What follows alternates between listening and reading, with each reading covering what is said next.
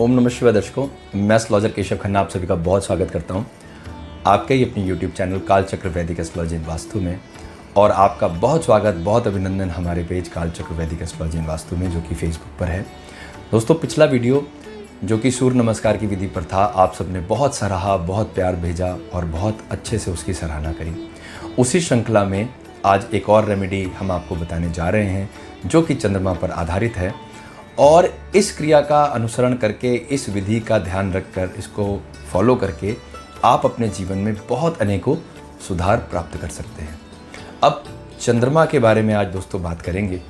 और क्योंकि चंद्रमा मन के कारक कहे जाते हैं, चंद्रमा से मन देखा जाता है और मन से तीव्र किसी की भी गति नहीं है, ऐसा हम सब समझते हैं।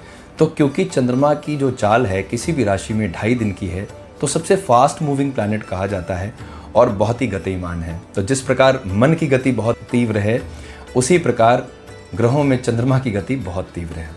अब चंद्रदेव जो हैं वो ऋषि अत्रि और माता अनुसुईया के पुत्र कहे जाते हैं और इनकी 27 रानियां हैं, जो कि 27 नक्षत्र के नाम से हम समझते हैं। तो क्योंकि चंद्रमा मन का कारक है, तो ऐसे में मन की पीड़ा जिनको परेशान करे, जिनको अनिद्रा की शिकायत हो, जिन्हें ठीक तरीके से नींद ना आती हो, जिनका मन सदैव कष्ट में रहता हो, डिप्रेशन फील होता हो, उनके लिए ये रामबाण साबित हो सकती है। और क्योंकि चंद्रमा त्वचा को भी रिप्रेजेंट करते हैं और कफ धातु जल तत्व के कारक हैं, तो हमारा शरीर जल से ही बना है, 70% तो शरीर में जल है। तो ऐसे में हमारा अगर जल तत्व बिगड़ता है तो अनेकों प्रकार के रोग हमारे अंदर व्याप्त हो जाते हैं। तो जल तत्व के लिए भी चंद्रमा को ही देखेंगे। उसके साथ साथ कफ की अगर समस्या है, जिन्हें रेस्पिरेटरी डिसऑर्डर्स हैं, जिन्हें कफ बनता है, जिन पर श्वास की तकलीफ है, जिन्हें एस्थमा आदि की समस्या है, उसमें भी ये क्रिया बहुत ही सहायक, बहुत ही लाभप्रद पाई गई है।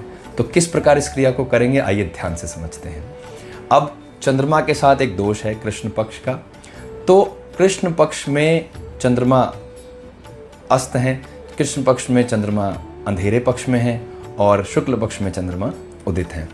तो ऐसे में हमें क्या ध्यान रखना है, हमें शुक्ल पक्ष की पंचमी तिथि से कृष्ण पक्ष की पंचमी तिथि तक चंद्रमा उदित होते हैं। तो इस बारे में ये विचार बहुत ही श्रेष्ठ है कि जब चंद्रमा उदित हों, चंद्रमा विराजमान हो, तो अगर इस क्रिया को किया जाए तो बहुत लाभ प्राप्त हो सकता है। तो क्या करना है, इसमें हमें एक चांदी का पात्र लेना है, चांदी का कोई ग्लास ले सकते हैं, चांदी के कोई सिक्के का इस्तेमाल कर सकते हैं, किसी स्टील के लोटे में, स्टील के बर्तन में चांदी का सिक्का डाल करके भी इसका प्रयोग किया जा सकता है, अन्यथा चांदी की कोई ग्लास आप इस्तेमाल कर सकते हैं। तो उसमें क्या करेंगे, उसमें जल, दूध और शहद, ये 3 चीज़ें डालेंगे और चंद्रमा का ध्यान करते हुए ओम सोम सोमाय नमः का मंत्र का जाप करते हुए या ओम श्री चंद्राय नमः का जाप करते हुए अपने आगे एक बाल्टी रखेंगे, एक टब रखेंगे और उसमें चंद्रमा को अर्घ देंगे। तो जिस प्रकार सूर्य अर्घ की विधि है, उसी प्रकार चंद्रमा को भी अर्घ देने का विधान बताया गया है शास्त्रों में।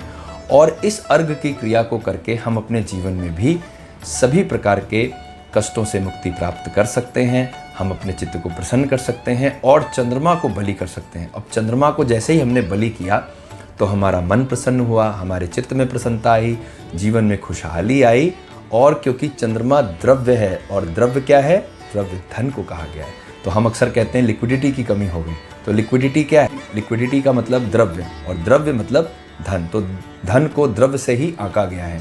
तो ऐसे में अगर हम चंद्रमा पर ध्यान दें और अपने चार्ट्स में चंद्रमा की स्थिति को सुधारें, तो हमारे जीवन में भी लिक्विडिटी की कमी नहीं होगी। यानी फाइनेंशियल जो स्थितियां हैं, फाइनेंशियल जो ग्रोथ है, वो निरंतर बरकरार रहेगी। और जो लोग कमोडिटी इक्विटीज़ में डील करते हैं, शेयर मार्केट आदि में अपने आप को लेके जाते हैं, वहाँ कैश फ्लो बहुत फास्ट है, बहुत इंस्टेंट उतार चढ़ाव देखने मिलता है। तो उसका भी जुड़ाव ज्योतिष के नज़रिए से अगर देखें तो चंद्रमा की गणनाओं पर ही आधारित है। तो जो लोग इंट्राडे में इन्वेस्टमेंट करते हैं, जो लोग शॉर्ट टर्म इन्वेस्टमेंट की बात सोचते हैं, वहाँ पर भी चंद्रमा का बलि होना अनिवार्य होना चाहिए, अन्यथा हमारा धन रुकेगा नहीं, पानी की तरह बहेगा। तो हम क्या करेंगे, बहुत ध्यान से समझिए। हमने बताया आपको कि एक चांदी के पात्र में या स्टील के पात्र में चांदी का सिक्का डाल करके उसमें जल, लाल पुष्प, दूध, शहद और थोड़े से चावल और शक्कर भी अगर ऐड करें तो बहुत बढ़िया होगा। इतनी चीज़ें डाल करके चंद्रमा का ध्यान करते हुए अपने आगे एक टब रखें, और ध्यान रहे लाल फूल डालिएगा। अपने आगे एक टब रखें या बाल्टी रखें, बकेट रखें, और ओम श्री चंद्राय नमः करते हुए उसमें एक धार से जल गिराएं। और जब जल उस बाल्टी में गिरे या टब में गिरे, उसके बाद पुष्प को अपने हाथ में लें, चंद्र देवता को देखते हुए नमन करें, प्रणाम करें, ओम सोम सोमाय नमः का जाप करें या ओम श्री चंद्राय नमः का जाप करें कम से कम 11 बार 21 बार। उसके साथ साथ 11 बार और 21 बार ही ओम नमः शिवाय का जाप करें, क्योंकि भगवान रुद्र के ललाट में आपने देखा है कि चंद्रदेव विराजमान होते हैं, सुशोभित होते हैं। तो सोचिए चंद्रमा को कितनी प्रधानता दी गई, भगवान ने स्वयं उनको अपने ललाट में जगह दी, अपने मस्तक पे जगह दी।